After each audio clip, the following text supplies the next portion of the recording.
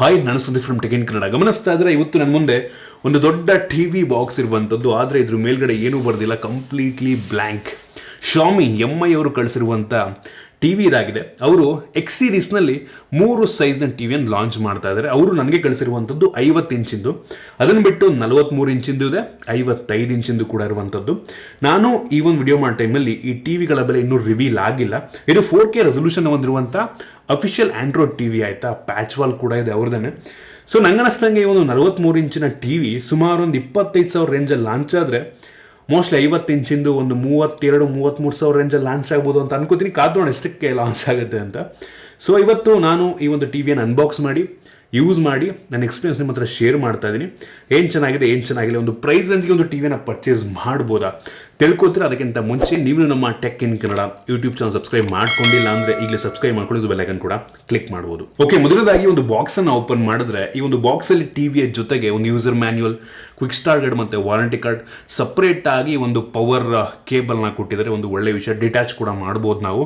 ಮತ್ತು ರಿಮೋಟ್ ಇದೆ, ರಿಮೋಟಿಗೆ ಬ್ಯಾಟ್ರಿನ ಸಹ ಕೊಟ್ಟಿದ್ದಾರೆ.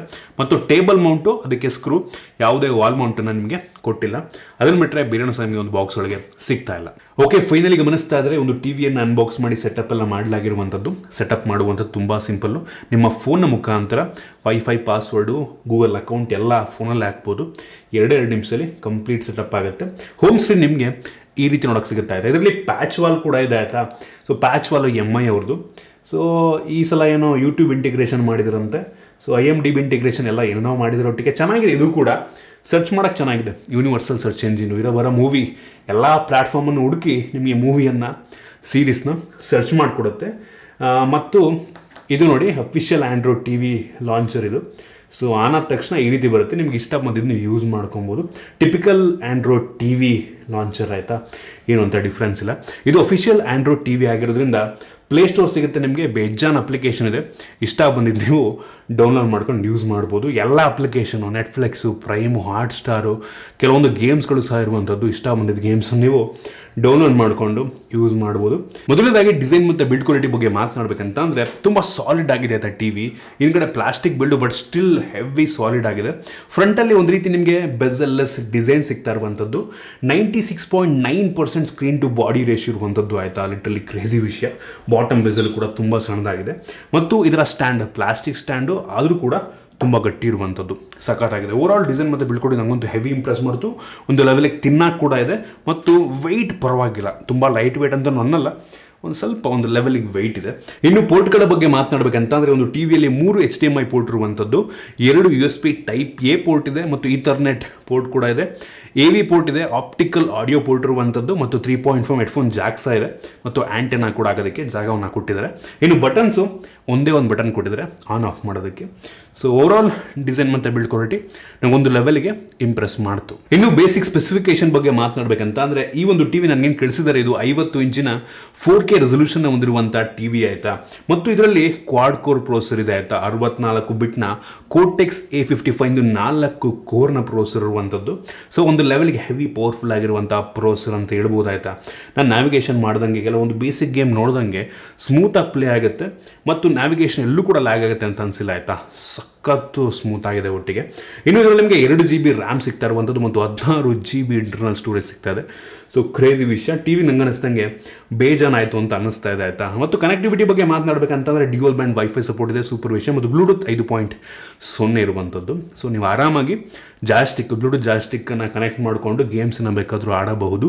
ಇನ್ನು ರಿಮೋಟಿಗೆ ಬಂತು ಅಂತ ಅಂದರೆ minimalistic remote, Bluetooth remote, 3 dedicated button ಇದೆ. ನೆಟ್ಫ್ಲಿಕ್ಸು, ಪ್ರೈಮು, ಹಾಟ್ಸ್ಟಾರ್ ಅವಶ್ಯಕತೆ ಇರುವಂಥ ಮೇನ್ 3 ಅಪ್ಲಿಕೇಶನ್ ಡೆಡಿಕೇಟೆಡ್ ಬಟನ್ ಕೊಟ್ಟಿದ್ದಾರೆ. ಮತ್ತು ವಾಲ್ಯೂಮ್ ಅಪ್ ಡೌನು, ನ್ಯಾವಿಗೇಟ್ ಮಾಡೋದಕ್ಕೆ ಬಟನ್ಸ್ ಎಲ್ಲ ಇರುವಂಥದ್ದು. ಮತ್ತು ಇದರಲ್ಲಿ ಇನ್ಬಿಲ್ಟ್ ಮೈಕ್ರೋಫೋನ್ ಸಹ ಇದೆ. ಸೊ ಗೂಗಲ್ ಅಸಿಸ್ಟೆಂಟ್ ಕೂಡ ಕೆಲಸವನ್ನು ಮಾಡುತ್ತೆ. ನೋಡ್ತೀರಾ, what is the weather like? Right now in Bengaluru it's 26 degrees and partly cloudy. Today it will be partly cloudy with. So ಈ ರೀತಿ. ಮತ್ತು ಇದರಲ್ಲಿ ಕ್ರೋಮ್ ಕ್ಯಾಸ್ಟ್ ಕೂಡ ಇರುವಂಥದ್ದು ಆಯಿತಾ. ಮಿರಾ ಕ್ಯಾಸ್ಟ್ ಕೂಡ ಇದೆ. ಸೊ ನಿಮ್ಮ ಫೋನ್ನ ಸ್ಕ್ರೀನ್ನ ಕೂಡ ಕ್ಯಾಸ್ಟ್ ಮಾಡ್ಬೋದು, ಅಥವಾ ಯೂಟ್ಯೂಬ್ ಅಪ್ಲಿಕೇಶನ್, ಅಥವಾ ಯಾವುದೇ ಒಂದು ನೆಟ್ಫ್ಲಿಕ್ಸ್ ಆಗಿರ್ಬೋದು, ಪ್ರೈಮ್ ಆಗಿರ್ಬೋದು, ಈ ಒಂದು ಸ್ಕ್ರೀನ್ನ ಕೂಡ ನೀವು ಒಂದು ಟಿವಿಯಲ್ಲಿ ಕ್ಯಾಸ್ಟ್ ಮಾಡ್ಬೋದು. ಒಂದು ಒಳ್ಳೆ ವಿಷಯ. ಇನ್ನು ಯೂಸರ್ ಇಂಟರ್ಫೇಸ್ ಆಗಲಿದಂಗೆ ಆಂಡ್ರಾಯ್ಡ್ 10 ಬೇಸ್ ಮೇಲೆ ರನ್ ಆಗ್ತಿರುವಂಥ ಅಫಿಷಿಯಲ್ ಆಂಡ್ರಾಯ್ಡ್ ಟಿವಿ ಲಾಂಚರ್ ಆಯಿತಾ, ಚೆನ್ನಾಗಿದೆ. ಮತ್ತು ಪ್ಯಾಚ್ ವರ್ಕ್ ಕೂಡ ಆಗಲಿದಂಗೆ ಚೆನ್ನಾಗಿದೆ. ಸೊ ಯೂಶ್ವಲಿ ನನಗಂತೂ ಪ್ರಿಫರಬಲಿ ಒಂದು ಏನು ಡಿಫಾಲ್ಟ್ ಲಾಂಚರ್ ಬರುತ್ತೆ ಗೂಗಲ್ದು, ಸೊ ಅದೇ ನನಗೆ ಇಷ್ಟ ಆಗುತ್ತೆ. ನೋಡಿ, ಕೆಲವು ಜನ ಪ್ಯಾಚ್ ವಾಲ್ನ ಕೂಡ ಯೂಸ್ ಮಾಡ್ತಾರೆ. 2 ಆಪ್ಷನ್ ಕೊಟ್ಟಿದ್ದಾರೆ. ಇನ್ನು ಪಿಕ್ಚರ್ ಕ್ಲಾರಿಟಿ ಮತ್ತು ಸೌಂಡ್ ಕ್ವಾಲಿಟಿ ಬಗ್ಗೆ ಮಾತನಾಡಬೇಕಂತಂದರೆ ಇದರ ಡಿಸ್ಪ್ಲೇ ಅಂತೂ ಬೆಂಕಿ ಇದೆ ಆಯಿತಾ. ನನಗೆ ಹೆವಿ ಇಂಪ್ರೆಸ್ ಮಾಡ್ತು. ಇದು ಡಾಲ್ಬಿ ವಿಷನ್ನ ಸಹ ಸಪೋರ್ಟ್ ಮಾಡುತ್ತೆ. ಇದು ವಿವಿಡ್ ಪಿಕ್ಚರ್ ಎಂಜಿನ ಹೊಂದಿರುವಂಥದ್ದು. DCI P3 94% ಕಲರ್ ಗ್ಯಾಮೆಂಟ್ನ ಸಪೋರ್ಟ್ ಮಾಡೋದು. ಸೊ ಕ್ರೇಜಿ ಅಂತ ಹೇಳಕ್ಕೆ ಇಷ್ಟಪಡ್ತೀನಿ ಆಯಿತಾ. 1 ಬಿಲಿಯನ್ ಕಲರ್ಸ್ನ ಸಹ ಸಪೋರ್ಟ್ ಮಾಡುತ್ತೆ. ವ್ಯೂಯಿಂಗ್ ಆ್ಯಂಗಲ್ ಚೆನ್ನಾಗಿದೆ, ತುಂಬ ಬ್ರೈಟಾಗಿ ಕೂಡ ಇರುವಂಥದ್ದು. ಒಂಥರ ನಿಮಗೆ HDR ಫೋಟೋ ತೆಗಿತೀರ ಗೊತ್ತಾ, ನಾರ್ಮಲ್ ಫೋಟೋಗೂ HDR ಫೋಟೋಗೂ ಸ್ವಲ್ಪ ಡಿಫ್ರೆನ್ಸ್ ಇರುತ್ತೆ. HDR ಸ್ವಲ್ಪ ಓವರ್ ಸ್ಯಾಚುರೇಟ್ ಆಗಿ ಕಲರ್ಸ್ ಎಲ್ಲ ಎದ್ದು ಕಾಣ್ತಾ ಇರುತ್ತೆ. ಸೊ ಆ ರೀತಿ ಇರುವಂಥ ಡಿಸ್ಪ್ಲೇ. ಸೊ ನನಗಂತೂ ಹೆವಿ ಇಂಪ್ರೆಸ್ ಮಾಡ್ತು. ಮತ್ತು MEMC ಕೂಡ ಇರುವಂಥದ್ದು. ಅದಕ್ಕೆ MI ಅವರು ರಿಯಾಲಿಟಿ ಫ್ಲೋ ಅಂತಾರೆ, ಒಂದು ಡಿಫ್ರೆಂಟ್ ಹೆಸರು ಕರೀತಾರೆ ಅಷ್ಟೇ. ಅಂದರೆ ಫ್ರೇಮ್ ರೇಟ್ ಎಕ್ಸ್ಟ್ರಾ ಆ್ಯಡ್ ಮಾಡುತ್ತೆ, ಸ್ಮೂತಾಗಿ ಪ್ಲೇ ಆಗ್ತಿರೋ ಥರ ಅನಿಸುತ್ತೆ ವೀಡಿಯೋ. ಸೊ ಅಷ್ಟೇ. ಒಟ್ಟಿಗೆ ಓವರಾಲ್ ಪಿಕ್ಚರ್ ಅಂತೂ ನನಗೆ ಪಿಕ್ಚರ್ ಕ್ವಾಲಿಟಿ ಅಂತೂ ಹೆವಿ ಇಂಪ್ರೆಸ್ ಮಾಡ್ತು. ಇನ್ನು ಸ್ಪೀಕರಿಗೆ ಬಂತು ಅಂತ ಅಂದರೆ 30 ವ್ಯಾಟ್ನ ಸ್ಪೀಕರ್ ಇರುವಂಥದ್ದು. ಸೊ ಇದರ ಸೌಂಡ್ ಕ್ವಾಲಿಟಿ ಚೆನ್ನಾಗಿದೆ, ಕ್ರಿಸ್ಪ್ ಆಗಿದೆ. ಒಂದು ಸ್ವಲ್ಪ ಹಾಲು ನೋಡಿ, ಒಂದು 20/10 ಹಾಲ್ ಇದ್ರೂ ಕೂಡ ಒಂದು ಲೆವೆಲಿಗೆ ಜೋರಾಗಿ ಕೇಳುತ್ತೆ. ಒಂದು ದೊಡ್ಡ ಹಾಲ್ ಇದ್ರೂ ಕೂಡ ಮ್ಯಾನೇಜ್ ಮಾಡ್ಬೋದು. ಎಕ್ಸ್ಟರ್ನಲ್ ಸ್ಪೀಕರ್ನ ಅವಶ್ಯಕತೆ ಇಲ್ಲ. ಮತ್ತು ಈ ಒಂದು ಪಾಸ್ ಥ್ರೂ ಏನು ಆರ್ಕ್ ಇದೆ ಅಲ್ವಾ, ಆರ್ಕ್ ಮುಖಾಂತರ ನೀವು ಇದು ಡಾಲ್ಬಿ ಅಟ್ಮಾಸ್ನ ಕೂಡ ಸಪೋರ್ಟ್ ಮಾಡುತ್ತೆ. So external sound bar Atmos support ಆಗುವಂಥ ಸೌಂಡ್ ಬಾರ್ ಇಟ್ಕೊಂಡು ನೀವು ಆರಾಮಾಗಿ ಡಾಲ್ಬಿ ಅಟ್ಮಾಸ್ನ ಕೂಡ ಪ್ಲೇ ಮಾಡ್ಬೋದು. ಸೌಂಡ್ ಕ್ಲಾರಿಟಿ ನನಗೆ ಇಷ್ಟ ಆಯಿತು, ಚೆನ್ನಾಗಿದೆ, ಕ್ರಿಸ್ಪ್ ಆಗಿದೆ, ಜೋರಾಗಿ ಕೂಡ ಕೇಳುತ್ತೆ.